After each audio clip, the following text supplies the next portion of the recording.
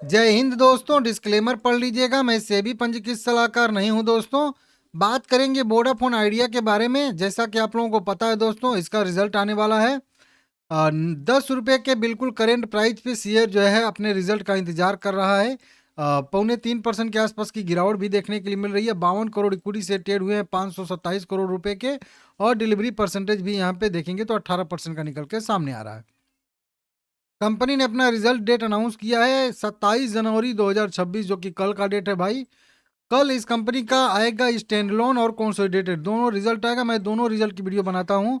जब भी इसका रिजल्ट आएगा 27 जनवरी को, तब भी मैं आप लोगों को दोनों स्टैंड लोन भी बताऊंगा और कंसोलिडेटेड दोनों रिजल्ट मैं आप लोगों को अपडेट दे दूंगा, कैसा रिजल्ट आया है कैसा रिजल्ट नहीं आया है, ठीक है ना। अब मेन अभी क्वेश्चन यही आ रहा है कि रिजल्ट तो चलिए ठीक है 27 तारीख को आएगा। कुछ मार्केट में भी ब्रोकरेज रिपोर्ट आ रही हैं, उनका क्या व्यू है कि क्या अनुमान क्या है मार्केट का। क्योंकि मार्केट के अनुमान के हिसाब से जैसा भी रिजल्ट आता है उस पे मार्केट रिएक्ट करता है। बहुत कम देखा जाता है कि जो मार्केट पिछले क्वार्टर को या ऐसे रिएक्ट करता है। मार्केट का अनुमान अगर बहुत ज़्यादा हाइप पे हो तो थोड़ा भी अगर उससे कम रिजल्ट आता है तो मार्केट उसको निगेटिव ले लेता है। तो अनुमान क्या है, Q3 का पूर्वानुमान जो है उसका क्या यहाँ पे व्यू है।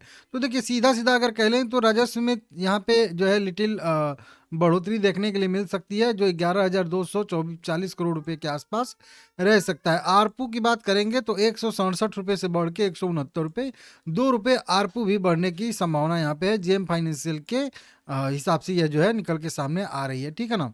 लेकिन वहीं पे अगर हम लोग ग्राफ के माध्यम से देखेंगे और दो तीन चीज़ों पे हम लोगों को ध्यान देना पड़ेगा कि ग्राहक की संख्या में गिरावट, ग्राहक टूटने का सिलसिला जारी रह सकता है और बेहतर आरपू से लाभ कम कर सकता है। तो इस तरीके से यहाँ पे को कम कर सकता है।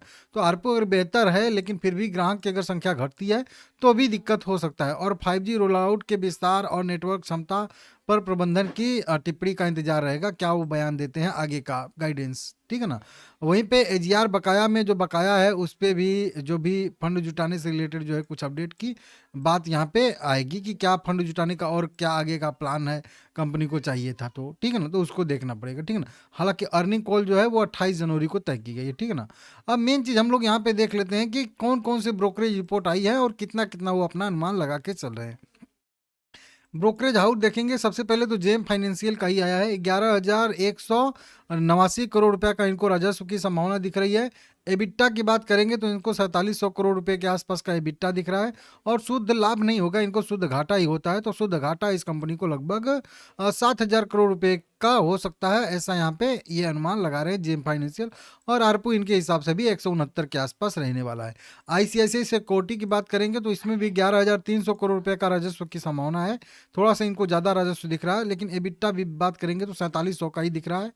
6,500 करोड़ रुपए का लॉस होने की संभावना इनको दिख रही है। और इनको भी आरपू जो है वही 169 रुपये ही दिख रहा है। नुआमा वेल्थ की बात करेंगे तो इनको भी 11,200 करोड़ रुपए का ही राजस्व की संभावना दिख रही है। और लगभग 4700 करोड़ रुपए का इनको भी एबिट्टा की बात चल रही है।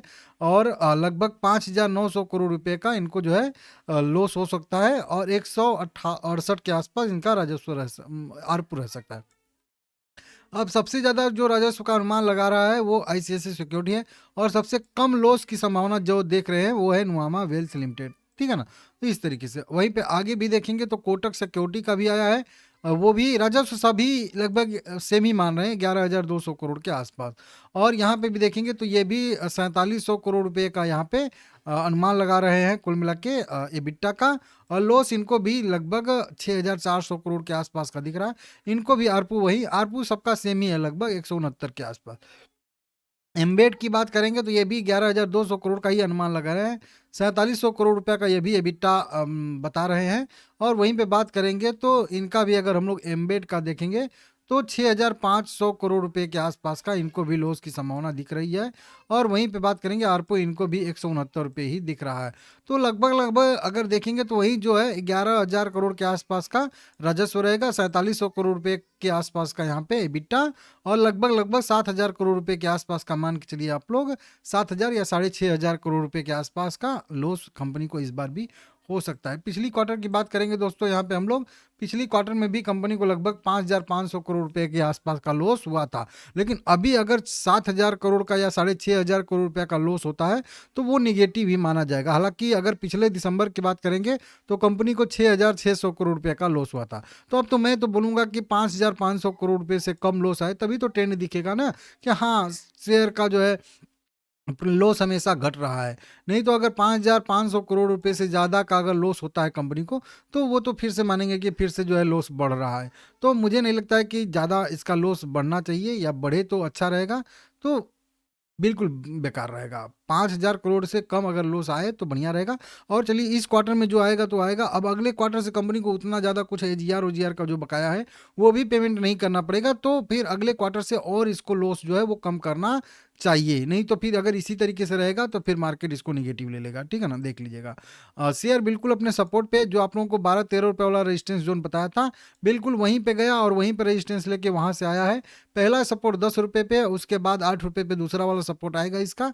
तो देख लीजिएगा, अगर रिजल्ट बढ़िया आ जाता है तो कल अच्छी खासी रिकवरी आ सकती है यहीं से। और अगला जो रेजिस्टेंस बनेगा तो 12-13 का तो बनेगा ही बनेगा। अगला रेजिस्टेंस इसका 16 रुपये के आसपास बनने वाला है, तो देख लीजिएगा। एजीआर बकाया पे भी सुनवाई हो रही है, जो पुनर्मूल्यांकन की बात चल रही थी वो पुनर्मूल्यांकन हो रहा है, शुरू हो चुका है, ठीक है ना। अब उसका भी फैसला आ जाएगा, तो फिर उसमें भी 4-5 हफ्तों में मेरे हिसाब से ये फैसला आ सकता है, ऐसी संभावना है। तो देखते हैं क्या होता है क्या नहीं होता है, ठीक है ना। बाकी ठीक है, देखेंगे, ठीक है।